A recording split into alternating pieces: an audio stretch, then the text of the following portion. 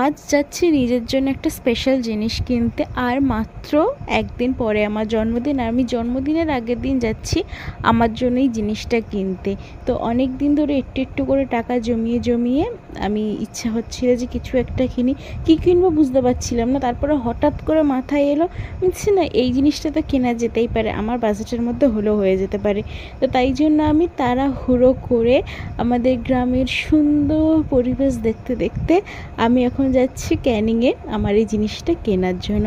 আর আমি কিন্তু হলাম ক্যানিং সুন্দরবন এলাকার, মানে এই দিককার মানুষ, ঠিক আছে। তো আমি ফাইনালি তো ক্যানিংয়ে চলেই এসেছি। আর প্রচণ্ড রোদ ছিল সেই দিনকে, এত রোদ ছিল বলার মতো না। আর এত রোদেও ক্যানিং বাজারটা প্রত্যেক দিনের মতো পুরো গম গম গম করছে। তারপর আমি ফাইনালি সোনার দোকানে চলেই এসেছি। আর এখানে কিন্তু ভিডিও করা অ্যালাউ ছিল না, তবু আমি একটু একটু তোমাদেরকে দেখাচ্ছিলাম। তারপরে তো আমাকে একদমই টোটালি বারণ করলো যে না, আপনি একদম ভিডিও করতে পারবেন না। আমি যেটা কিনবো সেটা হলো একটা হীরের নাকছাবি কিনতে চেয়েছিলাম।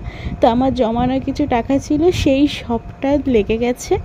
মানে আমি যেটা পছন্দ করেছিলাম সেটা আমার বাজেটের মধ্যে হয়ে গেছিলো।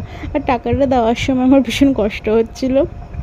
আর তার উপর আমি ভীষণ আনন্দতেও ছিলাম, কারণ এটা আমার প্রথম, আমার নিজের জমানো কিছু দিয়ে আমি নিজের জন্য প্রথমবার কিছু একটা কিনছি, তার উপর আবার সোনা। বাড়িতে এসে ভাবলাম তোমাদেরকে দেখাবো যেটা আমি কিনেছি, কিন্তু বাড়িতে আসার পর এই যে কারেন্ট ছিল না, ভীষণ গরম হচ্ছিল। এই রোদ্দুরে এসে দেখি কারেন্ট নেই। তারপরে ভাবলাম তোমাদেরকে দেখিয়েই দিই যেটা নিয়েছি। এই যে আমার নাকে যেটা রয়েছে সেটা, আর এই নাকছাপিটা প্রায় একই সমানের। আমার নাকে যেটা রয়েছে সেটা আমার মায়ের, আর এটা আমি নিয়েছি। আর টোটাল বিলটা এই যে তোমাদেরকে দেখিয়েও দিলাম। তো আমার এই জন্মদিনের কিন্তু পার্ট 2 আসবে। সেই পার্ট 2তে আমার বন্ধু বান্ধবীরা মিলে আমার জন্য যা যা করেছে, ওরা যা যা গিফট দিয়েছিল সবটা আসবে। আর সেলিব্রেশন আমরা করেছিলাম ছোট্ট করে, সেটাও আসবে, ঠিক আছে। এটা হলো পার্ট 1, যেটা আমি বাড়িতে সেলিব্রেশন করেছিলাম জন্মদিনের দিন। জন্মদিনের দিন সকালবেলা প্রথমে তো মালা ঘুমসি পড়তে হয়, পরেও নিয়েছিলাম। তারপর মা পায়েস রান্না করেছিল, মানে জন্মদিনে পরমান্ন যেটাকে বলে, সেই পায়েস মিষ্টিমুখ করেছিলাম দইয়ের চামচ দিয়ে। তারপর মিষ্টিমুখ করার পর এই যে বিকেলবেলা সব বাচ্চারাও এসেছিলো। আমি আর অত কিছু দেখাচ্ছি না তোমাদেরকে। তো বাচ্চারা তো আসে প্রত্যেকবার, আমার ভাইয়ের জন্মদিনের দিনেও সময়ও দেখেছো যে বাচ্চারা এসেছে, হই হই করেছে ওরা।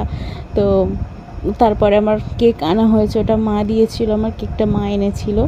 তারপর এই যে আমার বান্ধবী এসেছিলো, আর এই ব্রেসলেটটাও নিজের হাতে বানিয়েছিল, আমাকে ব্রেসলেট দিয়েছে। একটা সুন্দর আমাকে লাভ লেটার গিফট করেছে ও, বাট ওটা লাভ লেটার কম আর অন্য কিছু বেশি লাগছিলো। তারপর একটা ক্যাডবেরিও দিয়েছিল। আর তারপর আমরা এখানে কেক কাটতে বসে গেছি।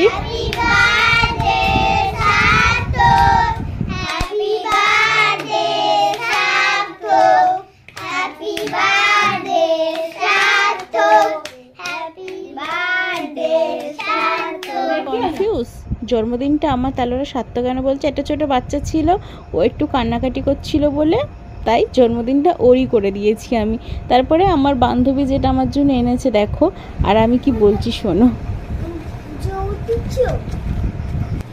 আমি এখানে লেখা রয়েছে বর্তমানে পূজা তুমি লয় পাস করেছো।